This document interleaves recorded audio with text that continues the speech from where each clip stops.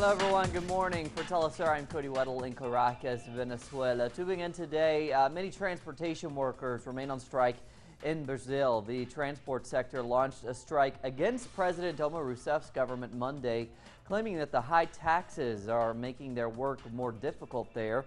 However, the movement has swiftly changed its rhetoric there. Now they're now calling for President Dilma Rousseff's ousting. Now, officials with the government say they will attempt to prevent the work stoppage from negatively affecting the economy.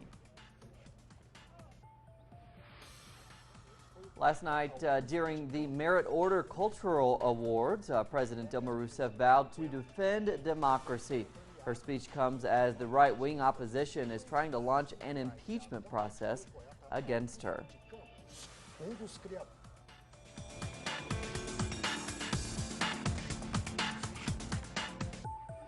Peace talks in Havana, Cuba came to a recess on Tuesday ahead of a controversial discussion over mechanisms to approve a final peace agreement. We're talking about the Colombian government and FARC rebel peace talks. Now, while the Colombian Congress is pushing for the final agreement to be voted by the population through a referendum, the FARC guerrilla believes a new constitution which incorporates the agreements should be drafted by a democratically elected constitutional assembly.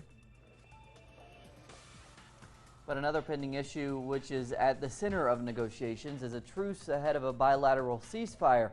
Now, the FARC has urged the government to de-escalate the clashes. With more now, we turn to our correspondent, Natalia Margarita in Bogota.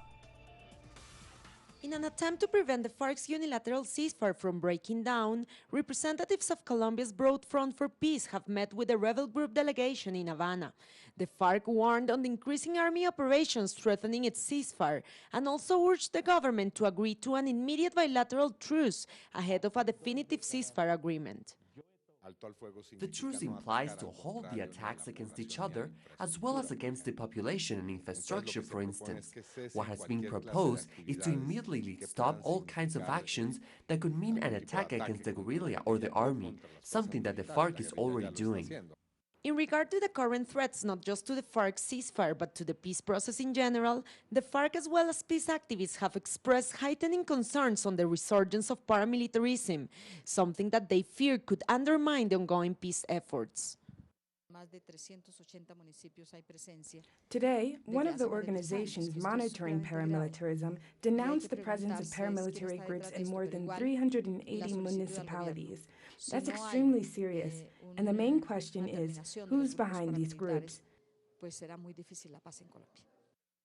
Now, in the wake of an eventual transition from an armed group to a political movement, the FARC has proposed to be granted direct allocation of seats in the Congress and regional bodies for at least 2 terms after peace is signed with the government.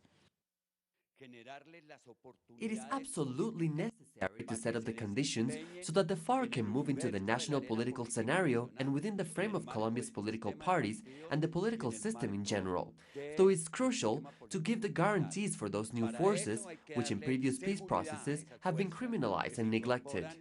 Both the guarantees of political participation for the FARC and the urge to protect the unilateral ceasefire have come as the most pressing issues of this 43rd round of peace talks that will extend until the 30th of November. Natalia Margarita, teleSUR, Bogota.